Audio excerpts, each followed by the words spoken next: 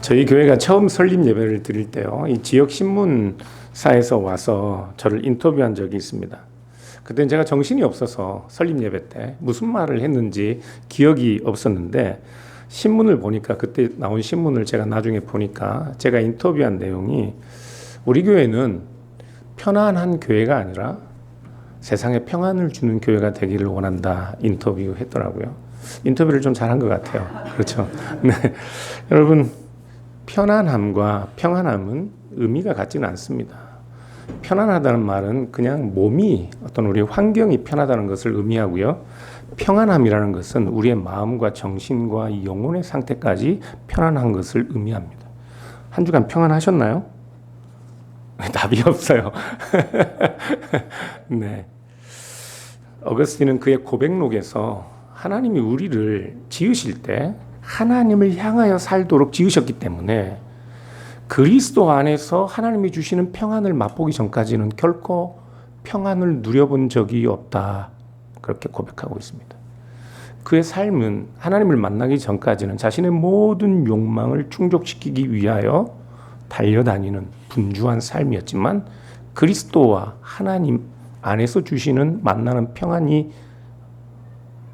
누리기 전까지는 그는 평안을 누리지 못했다 고백하고 있어요. 편안해도 평안하지 않을 수 있습니다. 편안하지 않아도 평안할 수 있습니다. 저는 여러분들이 그리스도 안에 있는 참된 평안을 누릴 수 있기를 진심으로 바랍니다. 네. 어떻게 한 주간 평안하셨어요? 네.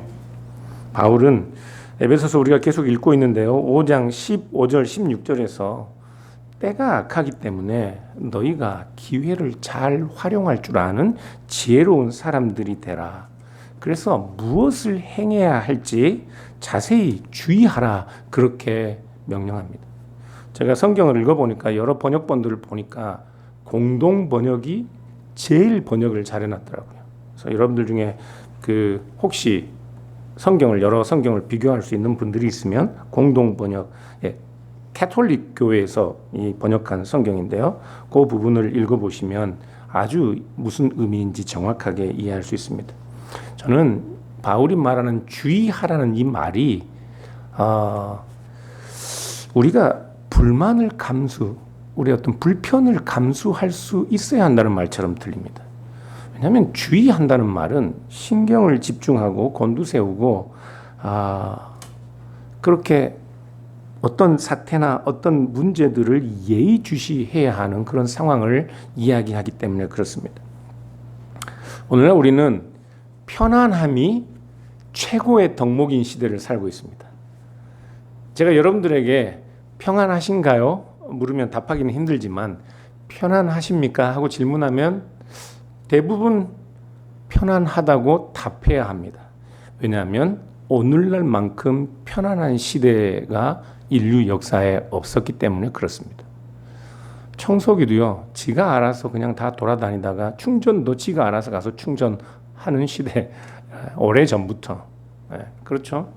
제가 신학교에서 우리 학생들 중에 한 명이 이 화장실 신학교 청소를 하는데요, 청소하는 것을 봤더니 화장실 청소 용품도 전부 다 일회용품이에요. 꼽아가지고 닦고 씻을 필요가 없어요. 버리면 돼요. 얼마나 간편합니까? 여러분들 손에 물을 묻힐 이유도 없어요. 걸레로 화장실 변기 닦을 이유도 없습니다. 요즘은 자동차도 자율주행 시대입니다. 제 아내처럼 운전할 때 온갖 이 인상을 찌푸리고 이 신경계 안테나를 세워야 하는 사람들에게는 얼마나 반가운 소식인지 모르지만, 사실은 이런 편안함이 우리에게 평안함을 보장해 주지는 않습니다. 편안함이 보장해 주지는 않아요. 이 주의하라, 이 동사는 명령형인데요, 현재형입니다. 헬라어에서 현재형 명령형은 계속해서 keep continue 하라는 말입니다. 계속해서 신경을 곤두세우고 하나님이 기뻐하시는 일이 무엇인지, 때가 악하기 때문에 무슨 일로 우리 주님을 기쁘게 하실 수 있는지 주의하여 기회를 잘 살려라 하는 말이죠. 그러니 그 일이 계속해서 우리가 신경을 쓰고 주의해야 하는 일이기 때문에 어쩌면 우리가 불편을 감수해야만 하는 일일 수 있습니다. 정신 차리고 주의하지 않으면요, 때가 악하기 때문에 어느 시대나 그랬지만 우리가 자칫 이 열매 없는 어둠의 일에 편승할 수 있고 주님이 기뻐하실 만한 일들, 그런 기회를 살리지 못할 수 있습니다. 그래서 주의하라. 근데요, 에베소서 5장을 보면 비슷한 명령문이 계속 반복되고 있습니다. 에베소서 5장 6절을 보면요, 속이지 못하게 하라. 10절은 시험하여 보라. 15절은 주의하라. 오늘 본문 17절은 주님의 뜻이 무엇인지 이해하라. 이렇게 명령하고 있어요. 이해하라. 다 비슷한 내용들입니다. 속이지 못하게 하라는 우리가 주의하고 신경을 곤두세워야만 가능한 일이고요. 10절에 시험하여 보라는 주님이 기뻐하실 만한 무슨 일인지 우리 자신들 스스로를 시험해야, 우리 자신들을 테스트해보라는 말씀이고, 15절에 주의하라는 말도 오늘 17절에 이해하라는 명령법도 다 우리에게 어쩌면 불편함을 감수하고 우리의 욕망과 우리의 탐욕을 실현하기 위하여 달려가는 것이 아니라 주님을 기쁘시게 할 만한 일이 무엇인지 그렇게 우리의 신경을 곤두세우라는 말씀입니다. 오늘 본문 17절을 보시면 바울은 이렇게 다시 강조하고 있어요. 그러므로 어리석은 자가 되지 말고 주님의 뜻이 무엇인지 이해하라, 깨달으라, 이렇게 말씀합니다. 여러분, 살면서 정말로 우리가 주님께서 기뻐하시는 일이 무엇인지 우리를 시험하고 기회를 살리기 위해서는 먼저 주님이 기뻐하시는 일이 무엇인지 알아야 할 것 아닙니까? 주님이 무엇을 기뻐하시는지, 주님이 기뻐하시는 일이 무엇인지 우리의 신경을 곤두세우고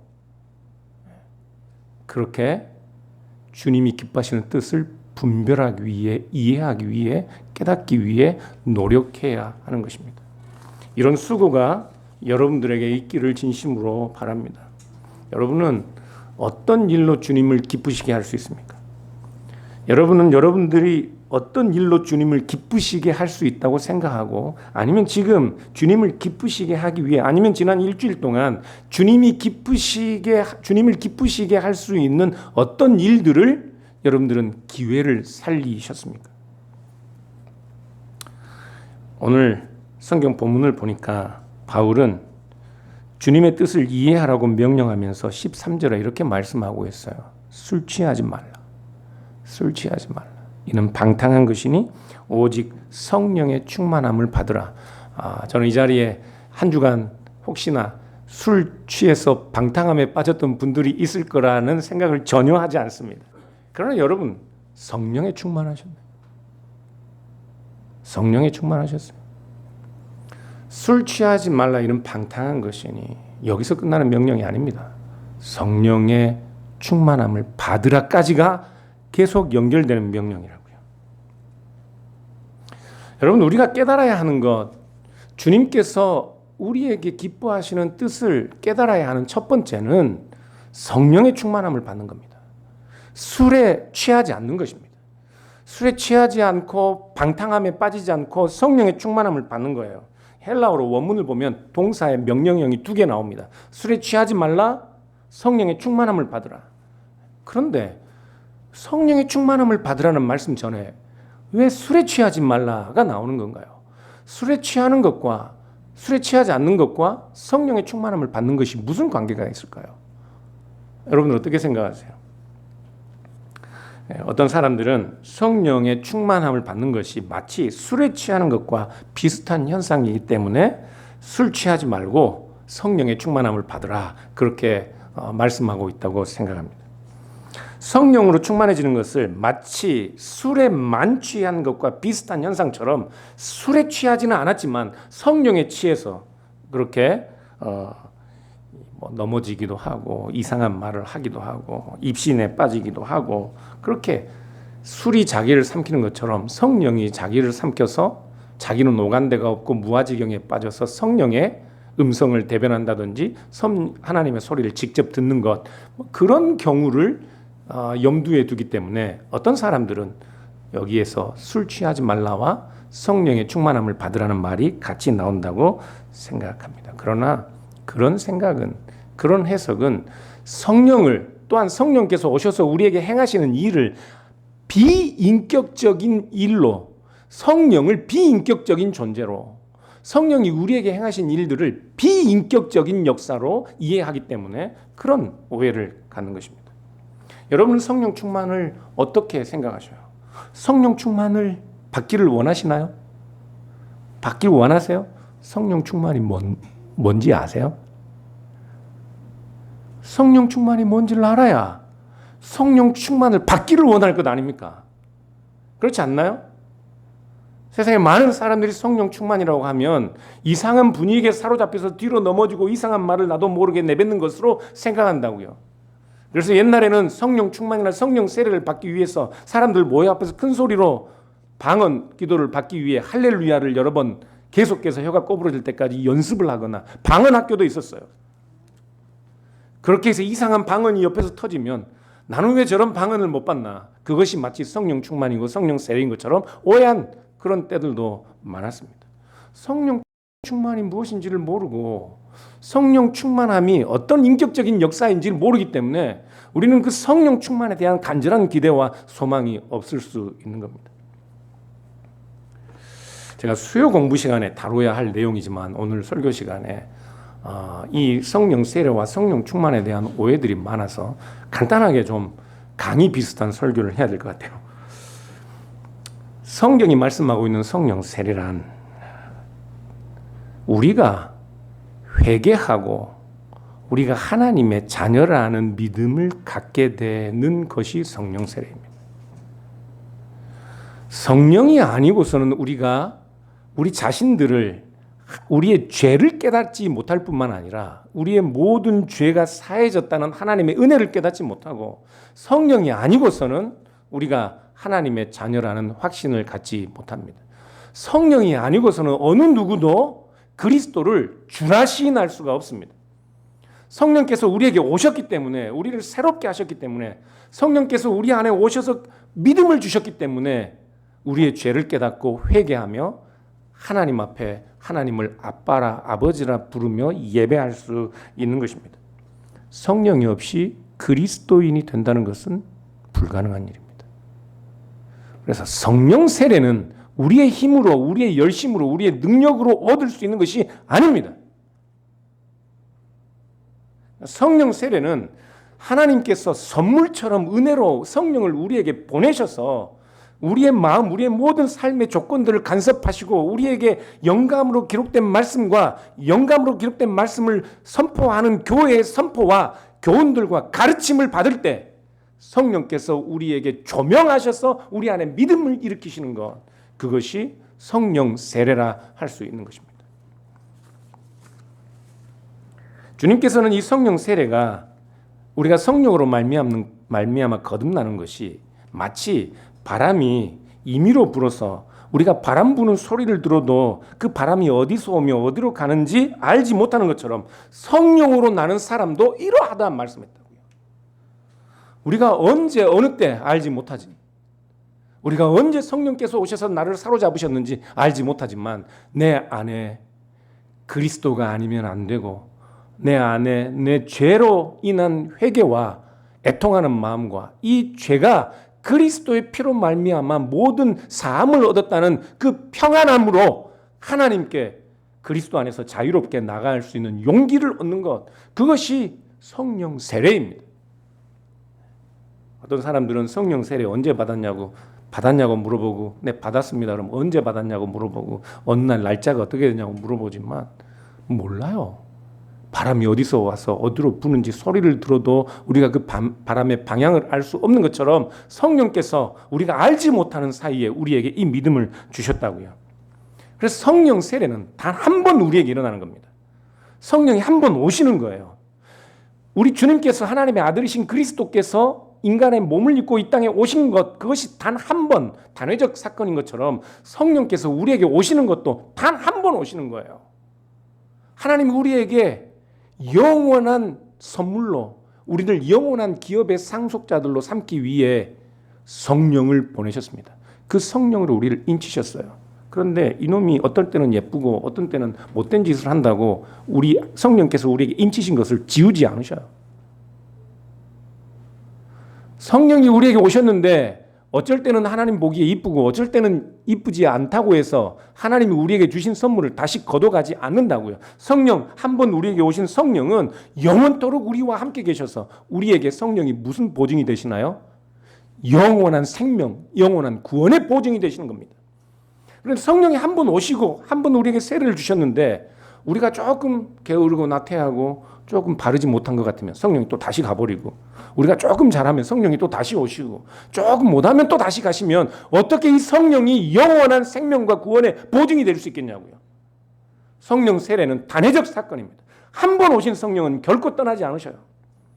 영원토록 우리 안에 계셔서 우리가 죽어도 우리가 죽지 않고 영원히 사는 영생의 보증으로 오신 성령이 그런 분이십니다.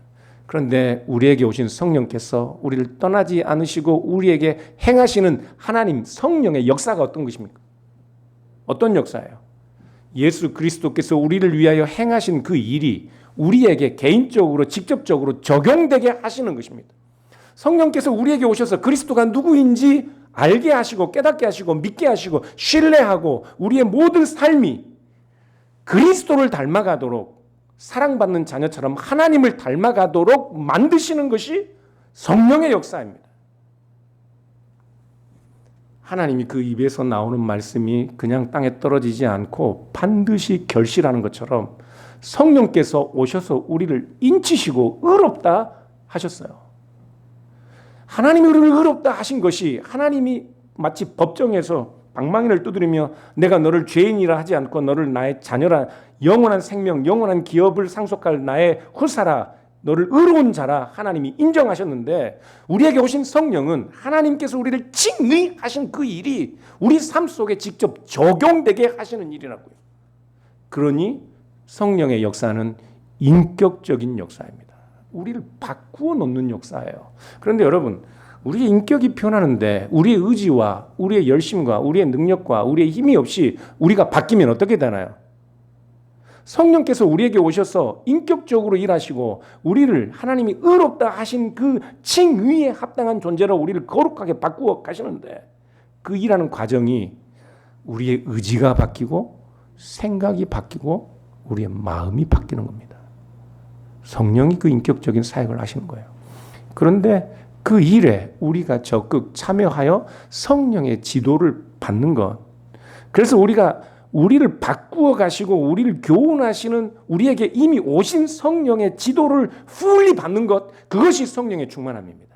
그래서 성령의 세례는 우리의 힘과 능력으로 얻을 수 있는 선물이 아니지만 성령의 충만함이란 우리가 노력해야 하는 거예요.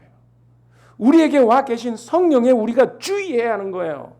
우리 마음의 모든 편안함을 다 떨쳐버리고 하나님을 기쁘시게 할 만한 무슨 일이 무엇인지 성령께서 주시는 지혜를 간구하고, 성경을 읽거나 하나님의 말씀을 들을 때 성령께서 조명하는 내용을 우리가 바르고 반듯하게 깨닫고 이해하여 우리의 의지로, 우리의 열심으로, 우리의 생각과 마음을 다하여 그 일을 행하는 것, 그것이 성령의 충만함입니다. 성령 세례는 단 한 번 일어나는 일이지만 성령의 충만함은 성령이 충만할 때도 있고 충만하지 않을 때도 있고, 또 그러다가 성령이 다시 충만할 때가 있고, 그러다가 우리가 게으르고 나태해져서 다시 성령이 충만하지 않을 때가 있는데, 우리 마음에 성령께서 주시는 불안함과 이 불편한 마음들 때문에 다시 성령을 사모하여 하나님이 기뻐하시는 일을 이해하고 깨닫고 그 기회를 살리도록 하는 성령의 충만함이 반복적으로 일어날 수 있는 거라고요. 그래서 바울은 술 취하지 말라, 성령의 충만함을 받으라, 이 명령이 현재형으로 계속해서 keep continue 되어야 하는 명령형으로 우리에게 말씀하고 있는 겁니다.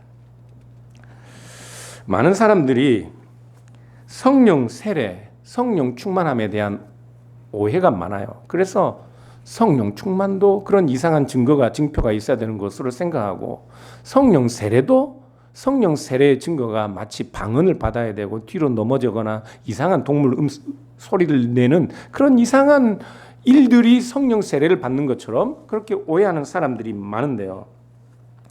사도행전 2장을 보면 오순절에 성령께서 오시는데 그때 일어나는 특별한 어떤 이적이 무엇입니까? 이적이 있죠. 사도들이 다락방에 모였던 120명의 예수님의 제자들이 방언을 하는 겁니다. 그래서 성령 세례나 성령 충만함을 오해하는 사람들은 성령이 오시고 성령의 충만함을 받으면 그런 종류의 이적이나 표적들이 있어야 하는 걸로 생각해요. 어떤 사람들은 이 지금 오늘 본문에 술 취하지 말라, 술 취하는 것과 성령의 충만함을 받는 것이 서로 대조적으로 언급될 수 있는 것은 그때 사람들이 방언하는 것을 보고 어떤 사람들이 저들이 새 술에 취했다라고 말했기 때문에 지금 마치 성령 세례나 성령 충만함이 술에 이렇게 자기가 사로잡히는 것처럼 성령에 사로잡히는 이상한 분위기와 같은 것처럼 그렇게 사람들이 오해할 수 있단 말입니다. 그러나 사람들이 제자들과 120명의 다락방에 있던 사람들이 새로운 방언으로 말할 때 그들이 새 술에 취했는가 하는 것은 그들이 하는 말을 알아듣지 못했기 때문에 그렇습니다. 그때 방언은 여러분들이 생각하는 이상한 사람들이 알아듣지 못하는 그런 종류의 말을 방언이 아니라 이건 로컬 언어였어요. 그 지역에 모여있는 사람들, 아시아와 아프리카에서 모여든 모든 사람들이 그들이 태어난 곳 그들의 지역 방언으로 말을 사도들이 하는 겁니다. 그런데 그 자리에 있던 사람들 중에 그 말을 알아듣지 못하는 사람들에게는 자신들이 알아듣지 못하는 말을 이상한 말을 하는 처럼 들리는 사람들에게는 저들이 새 술에 취했는가 하는 것처럼 새 술에 취한 것처럼 보일 수밖에 없지만 그러나 대부분의 사람들은 사도들과 제자들이 방언으로 하는 그 말을 알아듣고 자신들이 태어난 지역, 자신들의 지역 방언으로 하나님에 관한 큰 일을 이 사도들과 제자들이 선포하는 것, 그 설교를 들은 후에 어떻게 해요? 하나님께 영광을 돌렸다고요. 영광을 돌렸습니다. 전에 어느 권사님이 저에게 자기가 여러 나라 방언을 받았다고 말씀하시더라고요. 여러 나라 방언. 혹시 여기 방언 받으신 분 계셔요? 네, 뭐 괜찮습니다. 저도 방언을 해본 적이 있어요. 뭐 방언을 받고 방언으로 기도한다는 것 자체가 나쁘다는 이야기를 하는 게 아닙니다. 그분이 영어도 못 하시는 분이에요. 제가 보기에는 학교도 이 고등교육을 받지 않으신 분이신데 자기가 중세 시대의 영국의 귀족들이 사용하던 영어 방언을 받으셨다고. 네, 오 할만하죠. 진짜로 그러면. 하나님이 오늘날 이 시대에 아무도 사용하지 않는 중세 시대, 그것도 귀족들이 사용하던 영어를 방언의 은사로 주실 이유가 뭘까요? 그리고 영어를 한마디도 못 하시는 분이 자기가 하는 그 영어가, 자기가 하는 그 방언이 영어를 사용하기 전에 이 영국 사람들이 사용하던 라틴어인지 켈트어인지 아니면 중세 영어인지 아니면 모던 잉글리시인지 어떻게 본인이 그것을 깨달아요? 어떻게 구분할 수 있어요? 우리가 개인적으로 방언하고 방언으로 기도하는 것 그거 큰 문제 아닙니다. 방언이라는 것은 기독교뿐만 아니라 대부분의 많은 종교에도 있는 현상들입니다. 그러니까 굳이 교회 다니는 사람들 방언하지 마라. 저는 그런 이야기는 하고 싶지 않아요. 방언할 수도 있지요. 그런데 우리가 공적으로 공적인 장소에서 함께 소리를 내어서 이상한 말로 방언을 한다는 것은 우리가 주의해야 할 필요가 있습니다. 왜요? 다른 사람들이 그것을 신앙의 모범으로 착각할 수 있기 때문에 그렇습니다. 그것이 마치 성령의 세례의 증거나 성령 충만함의 증거처럼 오해할 수 있기 때문에 교회에서 공적으로는 그런 일들을 조심하는 거예요. 그리스도의 십자가라는 책을 쓴 유명한 영국의 신학자가 있습니다. 존 스토트. 그분은 최초로 성령 충만했던 신자들이 사도행전 2장에서 일종의 만취 상태의 황홀경에 빠져 있다고 믿는 것은 성령이 우리에게 행하시는 인격적인 사역으로부터 우리의 관심을 빼앗는 마귀적인 요소가 있다고까지 비판했습니다. 성령께서 우리에게 행하시는 일은 우리의 인격을 바꿔놓는 일인데, 성령께서 우리에게 오셔서 하나님의 큰 일, 성령께서 우리에게 오셔서 그리스도를 우리에게 알리시고 그리스도께서 우리에게 행하신 그 놀라운 하나님의 큰 일들을 우리에게 조명하시고 그리하여 그리스도를 높이고 하나님을 높이도록 하시는 것이 성령의 사역인데, 자꾸 이상한 황홀경에 취한 것으로 성령의 세례와 성령의 충만함을 설명하는 사람들은 우리의 관심이 하나님이 성령을 통하여 우리의 의지와 우리의 생각과 우리의 인격을 바꾸어 놓고 계시는 그 일을 하고 계신다는 사실로부터 우리의 관심을 어떻게 해요? 떨어지게 하는 마귀들이 좋아하는 일일 수 있다고 비난합니다. 오늘 에베소서 5장 18절도요, 성경 본문을 보면 술 취함과 성령의 충만함을 그렇게 서로 만취한 상대처럼 무아지경에 빠지는 그런 방식으로 비교하지 않습니다. 성경 본문을 보시면 헬라어로 보면요, 이 술 취하지 말라는 이 말은 방탕함 안에서 술 취하지 말라입니다. 방탕함 안에서. 이 킹 제임스 성경은 영어로 이 방탕함이라는 단어를 절제 없이라고 표현합니다. 절제 없이 술 취하지 말라. 오직 성령의 충만함을 받으라. 그렇게 말씀하고 있어요. 술 취하면 절제력을 잃죠. 절제력을 잃기 때문에 술에 취하는 겁니다. 자기 절제가 없기 때문에 술에 취하는 거예요. 자기를 스스로 통제할 수가 없어서 자기 스스로 불편을 감수하고 자기의 행동을 그리스도와 하나님을 위하여 하나님께서 기뻐하실 만한 일을, 그 기회를 살릴 만한 열심이 없기 때문에 절제가 없고 그래서 술에 취하게 되는 겁니다. 이 술 취함과 대조되는 이 성령의 충만함은 오늘 성경 본문을 보면 그래서 자기 절제를 의미합니다. 자기 절제. 성령의 충만함을 받으란 이야기는 자기 절제를 하지 못하고 술에 취하는 것이 아니라 성령에 충만하여 자기를 절제하는 자가 되라는 말이라고요. 여러분 갈라디아서 5장에 보면 23절에 보면 성령의 9가지 열매 중에 맨 마지막 열매가 뭡니까? 절제입니다. 절제. 지금 바울은 자기 절제가 없이 자기 자신을 술 취함에 방탕하게 내어주는 그 길이 아니라 성령의 충만함을 받는 것처럼 자기 절제를 행하라 말씀하는 것이라고요. 사랑하는 여러분, 성령의 충만함은 자기 절제를 하는 것입니다. 자기를 절제하기 위해 늘 자기 자신을 주의하는 거예요. 어떻게 해요?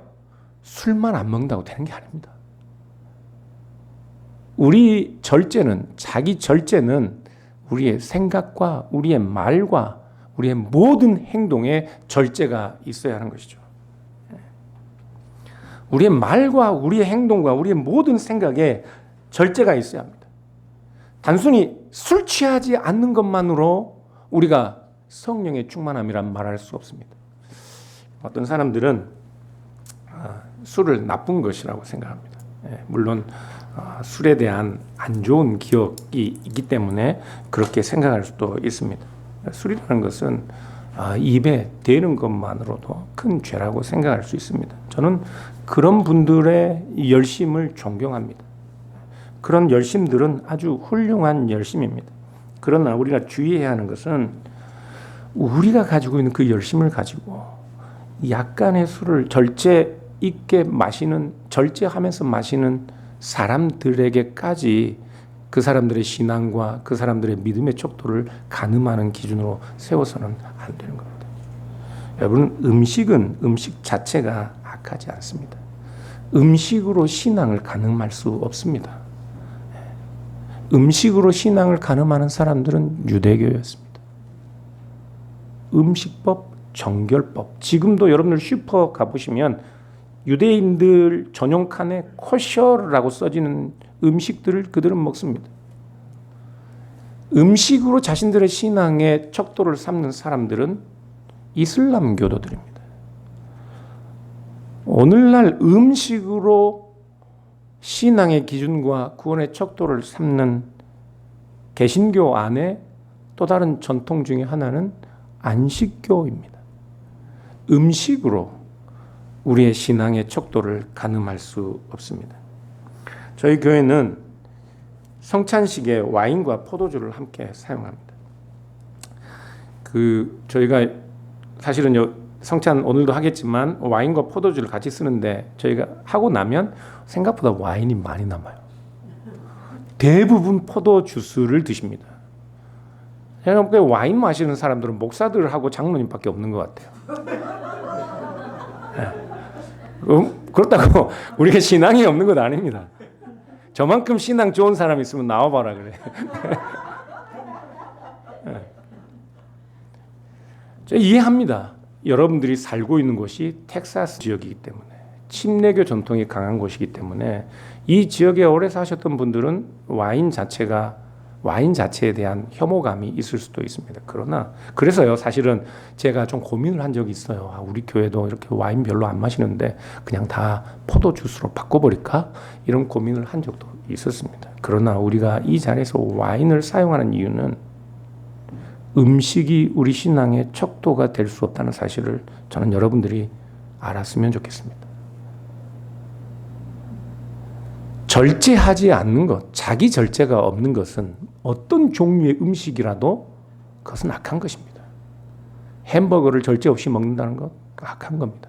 콜라를 절제 없이 마신다는 것, 악한 겁니다. 나쁜 거예요. 우리 아이들에게도 소다나 이런 음료수 절제 없이 주는 것, 그거 우리가 좀 주의하고 생각해 봐야 될 필요가 있습니다. 제가 미국 와서 놀란 게 뭔지 아세요? 일주일에 한 번씩 쓰레기차가 오는데요. 도대체 사람들이 쓰레기를 왜 그렇게 많이 버리는 겁니까? 가정집이에요. 저희 집은 매주 수요일인데 양쪽 집으로 그냥 쓰레기통 뚜껑을 닫지 못할 정도로 모든 쓰레기, 도대체 그런 쓰레기가 어디에서 나오는 거예요? 절제 없는 것, 우리의 소비 생활, 우리의 소비 습관뿐만 아니라 우리의 음식 문화에도 절제가 없으면 그것은 다 탐욕이고 악한 죄일 수 있습니다. 누가 저희 집에 와서 한번 몰래 수요일 날 와서 저희 쓰레기통 한번 검사해 보십시오. 저는 하나님께서 이 세상 자연 모든 만물을 지으셨기 때문에, 하나님이 자연 만물을 아름답다 하셨기 때문에, 그리고 마지막 날에도 하나님께서 이 모든 하나님의 창조 세계를 폐기 처분하는 것이 아니라 다시 리커버 하시고 리스토어 하시고 아름답고 영광스러운 모든 세계로 하나님께서 컴플리트 하실 것이기 때문에 그 마지막 소망을 가지고 저는 지금 제가 살아가고 있는 이 세상에서 함부로 쓰레기를 버릴 수 없습니다. 다 할 수 있습니다. 다 할 수 있어요. 주의하면, 불편함을 감수하면. 세상 사람들은 우리의 그런 행위를 보고 거룩함이 무엇인지 안다고요. 거룩함이. 여러분, 거룩하다는 게 뭡니까? 거룩하다는 것. 여러분 마음속에 어떤 정결함이 있고 여러분 마음속에 하나님을 향한 어떤 열심이 있으면 거룩함입니까? 거룩함이라는 말은 다르다는 말입니다. 세상 사람들이 살아가는 삶의 방식과 그들이 쫓아가는 삶의 형편들과 그들이 중요하게 여기는 가치와 그들이 살아가고 있는, 그들이 누르고 있는 그 모든 삶의 척도들과 다른 방식의 삶을 사는 것이 거룩한 거예요.